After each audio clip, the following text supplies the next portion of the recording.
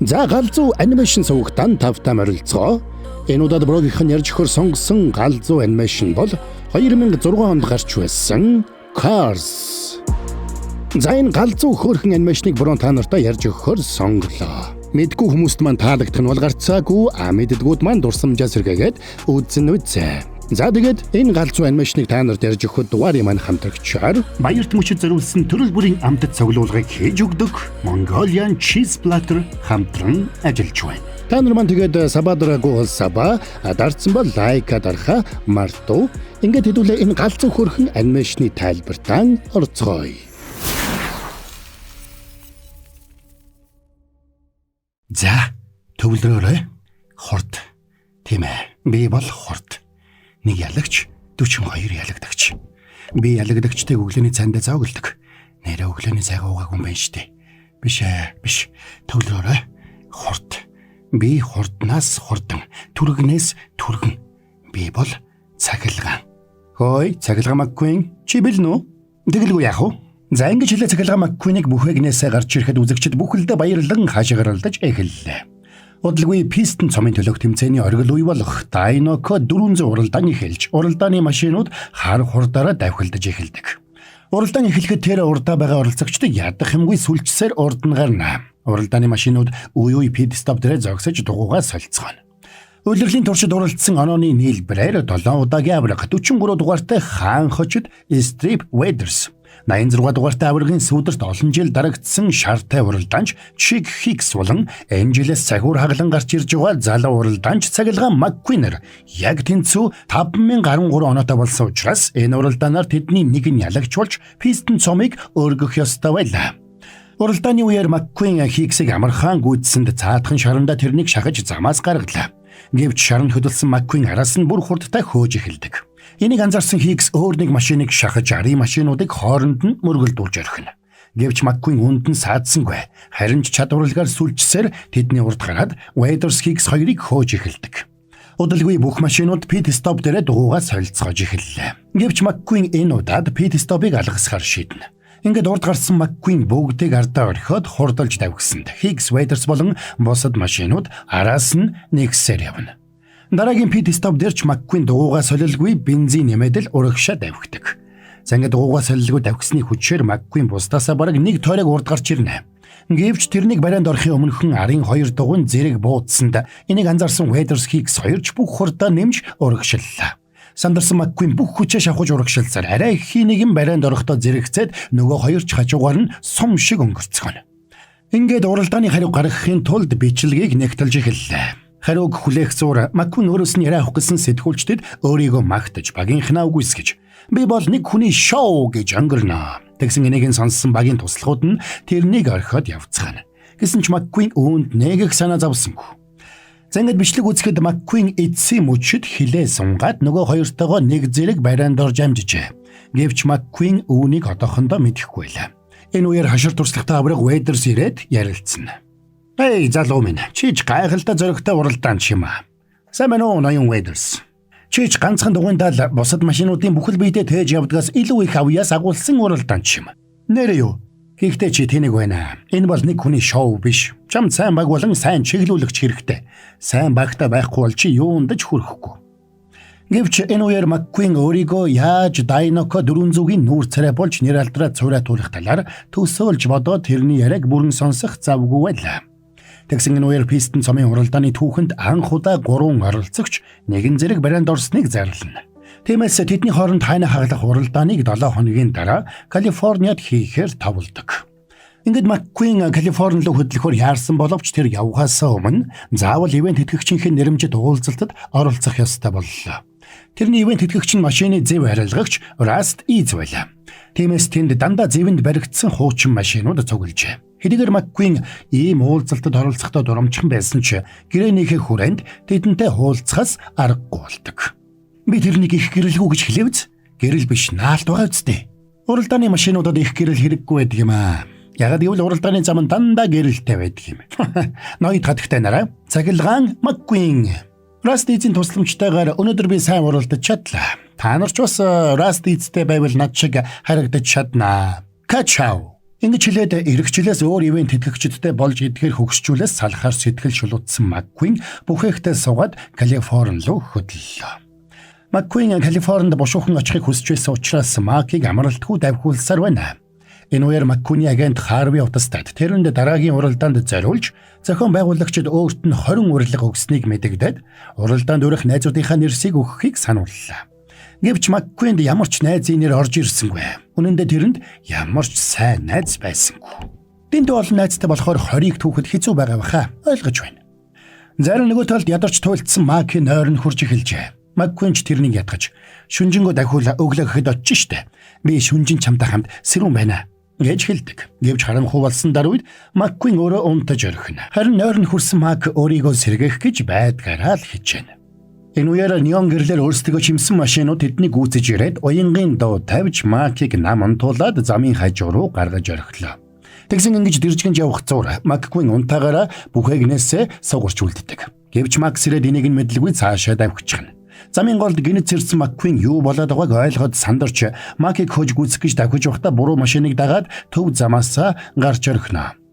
Ингээд буруу замаар орсноо мэдсэн Маккуин буцаад хар хурдаараа давхитал нэг цагдаагийн машин тэрнийг зогсоохоор хөөж эхэллээ. Тэр хөгшин машин ойрын үед тэгж хурдан давхиагүй учраас янд нь буудсанд цагдаа өөрийг нь буудж үн гэж бодсон Маккуин бүрж хурдан зогтдог. Маккуин алсад гарч байгаа гэрлийг том хот байна гэж бодоод чиглээд тавьгсан ч тэр нь Радиатор Спрингс гэх жижигхэн тосхон байлаа. Энэ үеэр нөгөө цагдаагийн машины яндан дахиад буудсанд өөрийг нь буудж үн гэж бодоод сандарсан Маккуин тосгоны захад ирээд замаас гарч замын хажуугийн сараалчин төмөр утас бүхий хашааг нэвт дайраад төмөр утастай ороо цолдож орхино. Тэгээд тэр тосгон дундуур хар хурдаараа давгсаар тосгоны төвд байх нэг хөшөөг төмөр утсаараа ороож сандарсандаа тэр хөшөөг чирээд тосгон дундуур давхиж эхэллээ. Тэгсэн тэр ингэж давхиж явахдаа тосгоны замыг бүхэлд нь хүү татаж байгаагаа мэдэхгүй байлаа. Ингээд эцэст нь Маккуин хөдлөх аргагүй болоод цагдаад баригдана. Маргааш өглөө нь Мак Калифорнид ирсэн ч бүхээгт нь Маккуин байсангүй. Ингээд бүгдээрээ Маккуинийг хайцсныг гайхаад эрен сурвалжилж эхэлцгэн. Харин нөгөө талд Маккуин Радиатор Спрингсийн журмын хашаанд ухаан орно. Тэрнийг ухаан ороход урд нь Том Мейтер гэгч зэвэнд идэгдсэн ачигч машин зогсож байлаа. Тэгээд цагдаа тэрнийг хотынхон шүүх хурлын танхимд авчирхад Маккуинээс болоод хохирсон тосгоны иргэд тэнд бүгд цугларчээ. Гэвч Маккуинд өмгөөлөгч байхгүй учраас тэдний нэг нь Маккуиныг өмгөөлөх ёстой боллоо. Ингээд Том Мейтер тэрний өмгөөлөгчөөр ажиллахаар болно. Маккуин өөрийгөө Калифорнид яаралтай очих хэрэгтэй байгаа гэдгийг хэлэхэд шүүгч доогч нэг их асуудал болголгүй тэрнийг тавьж явуулахар шийддэг. Учир нь Маккуиныг уралдааны машин учраас юу ч ирээд нэмэргүй гэж тэр бодож байлаа. Энэ үеэр шүүх танхимд нэг ганган Porsche Sally орж ирсэнд Маккуин тэрнийг өөрийнх нь хуулийн багийн гишүүн гэж бодоод баярлдаг. Тэр бүхэл би чамтай хамт оройн хоол иднэ гэж дуалдана. Гэвч Sally эсэргээрээ тэрнийг яллагч байж таарна. Ингээд Sally-гийн урилгаар тосгоны иргэд санал нэгдэж Маккуинээр эвдсэн замыг нь засуулахар болдог. Би чамайг оройн хоолнд урихаа боллоо. Зүгээр дээ чи Бэситэй хамт оройн хоол идэж болно. Бэси гэж хин. Тэгсэн Бэси гэдэг нь зам тавьдаг эндүү байж таарна. Ингээд Маккуин өөрийнхөө эвдсэн замыг бүхэлд нь засах ёстой боллоо. Гэхдээ энийг чинь би хэд хоног хийх болж байна? Зөв хийвэл 5 хоног болно да. Гэхдээ би яаж 5 хоног юм бэ? Би яг одоо Дайнако дээр гэлэлцэж байх ёстой. Тэгвэл яг одоо л ажиллаж эхэлдэ. Ингээд Том Мейтрийг Маккуины дугуйны төгжээг суулж авсан дараа үед Маккуин тэндээс хар хурдаараа давхдаг. Иргчлөө. Би тэрнийг Бэситэй хамт холбодог гэж баяртай Бэси. Сайн байна уу Калифорниа?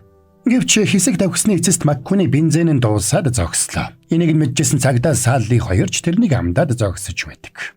За ингээд аргагүй байдалд орсон Маккуин Бэсиг чирээд зам тавьж эхэллээ. Ингээд зам тавьж явсан Маккуин тосгоны иргэдтэй баг багаар танилцж эхэлнэ. Тосгонд зочид бараг ирдэггүй учраас тэд машины мөрөөсөл болсон байж энэ үеэр замаа алдаж төрсөн хоёр жуулчин тэдний тосгоноор тайрахад тосгоны иргэд бүгдээрээ баярлцгаана. Гэвч тэднийг тоолгүй яваад өгнө. Энэ үеэр Маккийн радиогоор Chick Hicks Калифорнид төрүүлж очоод уралдааны зам дээр бэлтгэл хийж эхэлсэн гэдгийг сонсоод Дайнакогийн бүх ивент тэтгэлгийг тэрэнд алдахна гэж айдаг. Тэгээд замаа хурдан дуусгахын тулд Бэсиг хамаг хүчээрээ чирж эхэллээ. Ингээд тэр замаа маш хурдан засаж дуусгасан ч зам нь урдынхаас ч дор болчихжээ. Маккуин энэ тосгон угаасаа ямби эмчин энэ зам яг тохирно. Харин би уралдааны машин болохоос бульдозер биш гэж их зан гаргана. Энэнд дургуутсан дог тэрэнд Чи тийм мундаг уралдааны машин бол хоёулаа уралдээ. Би ялвал чи замаа дахиад зас. Чи ялвал би засъя. Гэсэнд Маккуин баярлаад бошуухан зөвшөөрдөг. Дугаарыг хамтрагчаар ажиллаж байгаа Mongolian Cheese Platter нь баярт мөчигт нь улам нандан илүү амттай болгохоор тансаг амтыг оруулж байгаа юм байна. Сэтгэл зүрхээ шингээж захиалгын дагуу шинээр нь шууд үйлдвэрлээд өгнө гэж байгаа. Баярын ширээгээ чимэх тансаг амтны цуглуулга зүгээр л тэдэнд таатах. Mongolian Cheese Platter. За ингээд тэр хоёр бартаад тойрог зам дээр уралдахаар боллоо. Маккуин төрүүлэн гэдэгтээ хэтэрхий итгэлтэй байна. Салж тосгоны замаа хизээж засуулж чадахгүй боллоо гэж бодно. Ингээд уралдаан эхлэхэд Маккуин хар хурдаараа давхсан бол Док хөдлөлгүй гараан дээрээ зогссоор. Тэгээд Док хэсэг зогсож байгаад Мэйтрийг дагуулад Маккуины араас хөдлөнө. Учир нь эргэлтэн дээр тэрнийг замаасаа гараад жалга руу унана гэдгийг Док мэдэж байжээ. Ингээд Мэйтер тэрнийг жалганаас татаж гаргахад Маккуин аргагүй байдалд ороод тавьсан замаа дахиад хуулж эхэлдэг. Би та нарт үзүүлээд өгье л дөө гэж тэр амандаа үгэлнэ. Маргааш өглөө болоход Маккуин замын ихний хэсгийг засаж дуусгажээ. Ингэхдээ урд хожид байгаагүй гайхалтай сайхан зам тавьсан байлаа. Ийм замыг амьдралдаа үзээгүй тосгоны иргэдэж туйлын баяртай байна. Аашмуутай Док хүртэл тэр замыг сайн болсныг хүлээн зөвшөөрлөө. Харин энэ үеэр Маккуин нөгөө шорон зам дээр тойрон давхиж нөгөө эргэлтэй амжилттай хийх гэж байдгаараа хичээж байдаг. Энийг харсан Докч тэрэн дээр очиод энэ бол асфальт биш, шорон зам гэж хэлээд тийм болохоор чи зүүн ирэхийн тулд баруун дарах ёстой гэж зөвлөгөө өгдөг. Энийг сонссон Маккуин зөвлөгөөг нь хэрэгжүүлж үзсэн ч болсонгүй. Дахиад л жалга руу унчихлаа. Зүүн ирэхийн тулд баруун даргийн шүү. Тэгэд би баруун дарсан чинь баруун ирэх ч гэсэн. Чамайг өөртөө яриад байвал эндхийн хүмүүс галзуу гэж бодно шүү. Зөвлөгөө өгсөнд баярлалаа. Юу гэнэ? Би чамтай яриаггүй байна. Энэ үеэр тосгоны дугуйны дэлгүүрийнхэн Маккуинд дугуйгаа зарах гэж оролдоно. Гэвч Маккуин би бүх дугуйгаа үнэгүй авдаг гэд халгаасангүй. Дараа нь Сали усны машин Рэдийг дагуулж ирээд Маккуинийг усаар шүршиж өгöd хэрвээ чи хүсвэл манай конус хэлбэртэй мотельд хонож болно шүү гэж санал болгоно. Тосгоныхан ингээд өөрт нь найрсаг хандаж эхэлсэнд Маккуинд баг зэрэг таата санагдаж эхэллээ. Энэ үеэр шөнө Маккуинийг манаж хонох ёстой болсон Мэйтер тэрнийг хоёулаа өнөө оройныг сонирхолтой зүйлхийн шүү гэж сануулдаг. Тэгээд орой болоход тэд талбайд тараад унтаж байгаа тракторнууд дээр очино. Тэгэд Мэйтер нэг тракторт сэмхэн гэдэж очиод чангаар сигналцсанд тэр нь цочсондоо хоошоогоо саваад унцдаг. Тэгээд Маккуины ээлж болоход Маккуин сигналгүй учраас яахаа мэддэггүй. Тиймээс сигналдахын оронд маш хүчтэй хаазалсанд талбайд байсан бүх трактор нэгэн зэрэг цочиж сэрээд бүгд хоошоогоо савж унцгаана. Энийг харсан хоёр найз хөгжилтэй наргагүй инээлтлээ. Тэгсэн удалгүй тэнд нэг хууртай комбайн ирээд тэднлүү дайрсанд засмал замаас өөр замаар явж үзээгүй Маккуин тэрнээс арай хин зогтаана. Ингээд тэд баригддгийн даваан дээр талбайгаас гарч амжина. За тэгээд тэр хоёр элдвийг ярилцсаар тосгонд ирэхэд Мэйтер тэрэнд би дэлхийн хамгийн шилдэг араараа явдаг машин гэж хэлээд ур чадвараа үзүүлнэ. Гэвч Маккуинд тол байхгүй учраас ухарч тавих талаар ямар ч ойлголтгүй байлаа. Тэгээд тэр пистон цомын тэмцээнд төрүүлбэл том ивент тэтгэгчтэй болоод хувийн нисдэг хэрэгтэй болж бас зэвтэй хуучин машинуудаас салж санаа амарна гэж хэлдэг. Энийг сонссон Мэйтер хэлнэ. Гэхдээ хэрвээ чи ялвал нэг өдөр намайг нисдэг тэргэндээ суулгах уу? Тэгэл үү яах вэ? Би зөв сонголт хийсэн гэдгээ мэдээд байсан юм аа. Ямар сонголт вүлээ? Хамгийн сайн найзаа сонгосон сонголт. Энийг сонссон Маккуин дотроо баярлалаа. Тэгээд тэр Салигийн мотельд очиод хонохоор болно. Салич ирээд Мэйтерт хэлсэн үгэндээ хүрээрэ гэж захиад тэндээс явдаг. Ингээд Маккуин тэр тосгонд ирснээс хойш анх удаага Салид баярлалаа гэж хэлдэг. Маргааш өглөө Маккуин хар дарж зүүдлээд цочиж сэрлээ. Тэгээд өдрийнхөө бензиний нормыг авахаар шерифтээр хэртэл тэр Докийн засварын газарт байж таарна. Тэндээс Маккуин гарч явахдаа Докийг цагтаа пистон цомын 3 удаагийн эзэн болж байсан алдарт хаадсан хорнет гэгч уралдааны машин болохыг мэдээд их гайхлаа. Тэгсэн энийг харсан Док ууралж Маккуинийг засварын газраас хөөж гаргадаг. Ингээд Маккуин тосгоны иргэдээс Докийг алдартай уралдааны машин байсан гэдгийг нь мэддэг эсхийг асуухад цаадуулны энийг ерөөсөө мэдээгүй байдаг. Энэ үеэр тэд Маккуин анх удаага банк дүүрэн бензин өгöd Сали тэрнийг дагуулад тосхон хаваараа давхина. Маккуин чөлөөтэй болсон даруйдаа буцаж давхахыг хүссэн ч Салитай хамт явахаар шийддэг. Тэгээд тэр хоёр элдвийг ярилцаж байгалийн үтсгэлэнт газруудаар давхицгаана. Тэгээд Сали цагтаа Калифорнид маш чинэлэг амьдарч байсан. Аз жаргалгүй байсан учраас Ardetro Springs ирээд эндээс аз жаргалаа олсон гэдгээ хэлдэг. Бас энэ тосгоны машинууд бүгд тэрэнд гэр бүл шиг санагддаг болсон гэдгээ хэлж, өндрөөс тэр хавийн газар нутгийг Маккуинд харуулна. Маккуин ч тэднийг анзааралгүй төв замаар давхилдаж байгаа машинуудыг харлаа. Interstate зам тавигдахаас өмнө Radiator Springs тэр хаваар явж байгаа машинуудын заавал дайрч өнгөрдөг чухал тосгон байж. Гэвч одоо тэнд нэгч машин очихо болжээ. Улмаар тосгоны ихэнх бизнес үүдэ бариад үлдэж хоцорсон цөөн хэдэн машин нь машины мөрөөсөл болоод үлдсэн нь тэр байж. Тэрээр тосгонд эргэж ирсэн Маккуин Салид дахин талархлаа илэрхийлээд салж явдаг. Энэ үеэр Мэйтрийг дагаж ирсэн тракторнууд тосгоныг үүмүүлсэнд Маккуин нэг тракторыг хөөж тосгоноос гарч яваад уралдааны зам дээр бэлтгэл хийж байгаа Докийг харна. Тэгэд үнэхээр шорон замын эргэлтэн дээр зүүн ирэхийн тулд баруун дардаг болохыг ойлгож дуу алдсаар Док дээр ирсэнд цаадхан тэрнийг орхиод засварын газар руугаа буцдаг. Маккуин тэрнийг яагаад уралдааны орхисныг асуухад хаадсан маш ноцтой осолд орсноос болоод уралдааны орхисон болохыг олж мэддэг. Хаадсан бэртлээ этгээгээд эргэж ирсэн ч уралдааны баг нь тэрнийг орхисон байж. Иннээс болоод хаадсан уралдааны ертөнц рүү хизээч эргэж буцахгүй гэж шийдсэн байна. Би гэхдээ тэднээс өөр шүү дээ. Нэрэ гэж юу? Чи хизээ хамгийн сүлд өөрөөсөө өөр хэн нэгэнд санаа тавьсан бай. Харин энд бид бүгд бие биедээ санаа тавьдаг. Тиймээс зүгээр замаа засаж дуусгаад эндээс явж үз.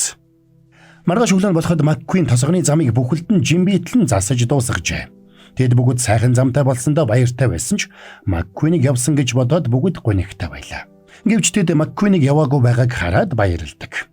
Маккуин ч уралдаан руугаа явахыг яарсангүй. Оронд нь тосгоны дугуйны дэлгүүр болох Луижигийн дэлгүүрт дугуйгаа солиуллаа. Дараа нь Маккуин тосгоны органик түлшний газраас түлшээ авч бас тосгоны будгийн газарт будаг хийлэгдэг. Тэгээд тэр оройд Маккуин Салигийн мотелд хонохоор болно. Тэр орой тосгоныхан бүгд баярлцгааж төв гудамжиндаа хөгжим тавьж бүжгэлцгэн. Тэгсэн энэ үеэр зам дээр их гэрэл гарч олон сэтгүүлчид давхилдаад ирлээ. Тэд Маккуинийг энэ дугааг мэдсэн даруйда яаран эрцгэж Маккуинийг олсондоо баяртай байлаа.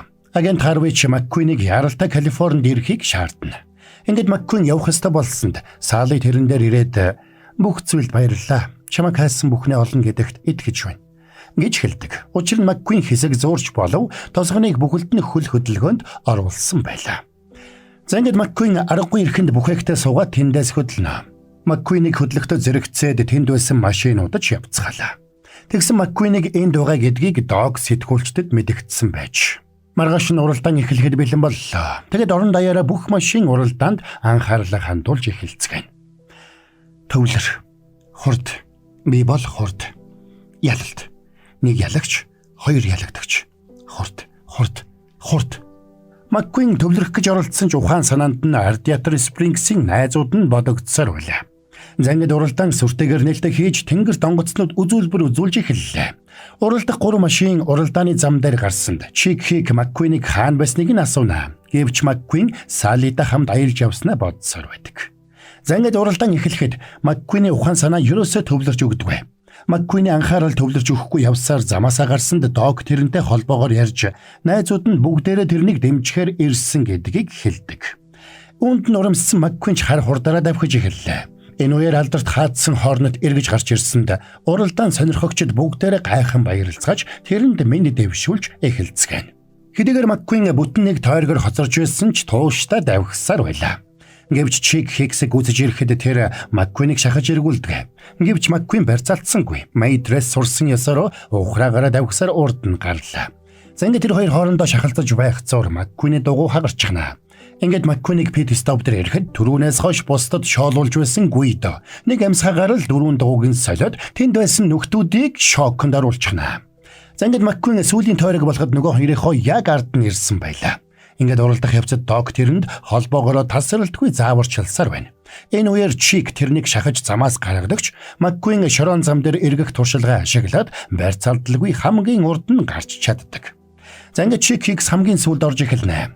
Үүндээ шатсан тэр Ведерсийг шахаад маш хүнд онхолдуулаад гэмтээчихнэ. Энийг харсан Маккуинд өмнө нь осолд орсон хаацны дүр зураг харагдлаа. Тэгээд тэр барианд орохынхоо өмнөхөн зогсчихно. Тэгэд хаан сүүлийн уралдаанаа дуусгах ёстой гэж хэлээд тэрнийг түрсээр барианд нь оруулна. Харин нөгөө талд Хикс уралдаан төрүүлсэндээ баяртай байсан ч хэнж тэрнийг тоосонгүй. Учир нь бүгдээрээ Ведерс Маккуин хоёрыг уухайлан дэмжицгээж байлаа. Чик Хикс тайзан дээр гарч ирээд цомоо авсан ч машинууд тэрэнд баяр хүргэх нь бүхэл бүүлж хуучин дугуй шидэд хөөцгөн. Мэд чамд Дайнокогийн нүүр царай болох саналыг тавьж байна. Гэхдээ би ялаагүй шүү дээ. Уралдаан гэдэг зөвхөн ялахтай байдаг юм шүү дээ. Баярлалаа, ноён Текс. Гэхдээ Растизийн залуусаа орхиж чадахгүй нэ. Би ойлгож байна. Гэхдээ чамд тус болж чадах ямар нэг зүйл байвал хэлээрэй. Нэг зүйл байгаа юм байна шүү. Зангид Мэйтер мөрөөдлөө биелүүлж Дайнокогийн нислэг тэргээр нисэж үтсэн бол Маккуины зөвлөгөөгөөр уралдааны Феррари Гуидогийн дугуйны дэлгүүрт хүрээд ирдэг. Энэ үеэр Маккуин Салитай уулзахаар иржээ. Маккуин Салид сэтгэлээ илчилж үнсэлцгийн таван дээр нислэг тэрэгтэй Мэйтер ирээд үнсэлцээрэ гэж хашгирч эхэлдэг. Тэгээд тэрнийг нисгэхэд тэр хоёр хамтдаа хурдалж тавьснаар кино маань конец фильма. За, энд хүрээд энэ галзуу хөөрхөн анимашны тайлбар маань дууслаа. Үнэхээр нэгийг бодож хоёрыг ухааруулсан галзуу хөөрхөн анимашн шүү. Бороогийн тайлбар ойлгомжтой байж таалагдсан гэж найдаа. За тэгээд боломж бололцоонд бүрдүүл бороо 2 дугаар ангийнх нь удахгүй ярьж өгөхийг бодно. За тэгээд энэ галзуу хөөрхөн анимашныг та нарт ярьж өгөхөд дугаарыг маань хамтрагчаар Mongolian Cheese Platter хамтран ажиллаа. Баяр төмөчигт нь улам нандин илүү амттай болгохоор тансаг амтыг урлаж байгаа юм байна. Сэтгэл зүрхээ шингээж захиргийнхын дагуу шинээр нь шууд үйлдвэрлээд өгдөг гэж байгаа. Баярын ширээгээ чимэх тансаг амттны цуглуулга, хором найр төрсөн өдөр сэтгэлийн бэлэглэгээх зэрэг үйл ажиллагаагаа бүгдийг нь тэдэнд даатгах. Mongolian Cheese Platter. Мөрөнд description хэсэгт сошиал хаяг болон утасны дугаарыг нь оруулсан байгаа. Та нар маань сонирхоод үзээрэй. За тэгээ та нар маань галзуу анимашн сувагтан сабадрагуу саба адарсан бол лайка дарахтал тэгэл болоо явчихж байгаа юм шүү. Ингээд хэдүүлээ дараагийн бас нэгэн галзуу хөөрхөн анимашны тайлбараар эргээд уулзцгаая.